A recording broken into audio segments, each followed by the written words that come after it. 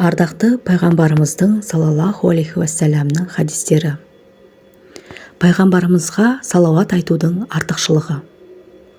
Аллах тағала айтады: Аллах тағала мен періштелері пайғамбарға салауат айтады. Ей иманды пенделер, сендер де оған салауат айтып, ықыласпен сәлем келтіріңдер. Ахсаб сүресі 56 аят. Пайғамбарымыз Мұхаммед саллаллаху алейхи уассалам айтады: Қиямет күні маған ең жақын адам, маған ең көп салауат айтқаны. Хадисті Абдуллах ибн Масғудтан радиаллаху имам Тирмизи риуаят етті.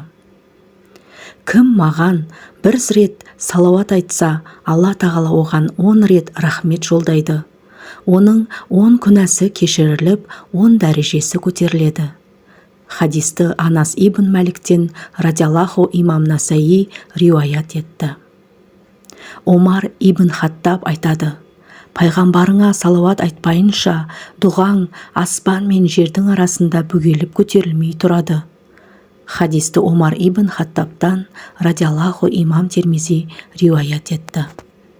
Расулуллах саллаллаху алейхи уассалам: сіздердің ең абзал күндерінің жұма. Ендеше сол күні маған салауатты көп айтыңыздар. Себебі сіздердің салауаттарыңыз маған көрсетіледі деді. Сонда сахабалар: Я Расулуллах саллаллаху алейхи уассалам, қалайша сізге салауаттарымыз көрсетіледі? Сіз топыраққа айналсаңыз десті. Сонда ол кісі: Алла тағала пайғамбарлардың денелерін шірімейтін еткен деп жауап берді. Хадисті Аус ибн Аустан радиаллаху имам Абу Дауд риуаят етті. Менің қабірімді мейрам, яғни ғибадат ету орнына айналдырмаңдар. Маған салауат айтыңдар, себебі сендер қайда болсаңдар да салауаттары маған жетеді. Хадисті Абу Хурайрадан радиаллаху имам Абу Дауд риуаят етті. Қасында менің атым аталып, маған салауат айтпаған адам анық сараң. Хадисті Хазіреті Алиден радиаллаху имам Тирмизи риуаят етті.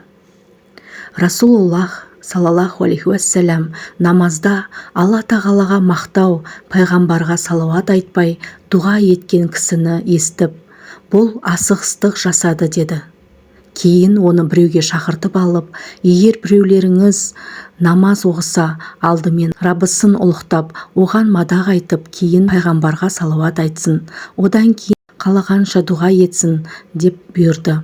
Хадисті Фадула ибн Абидтен радиаллаху имам Тирмизи және Абу имам Дауд риуаят етті.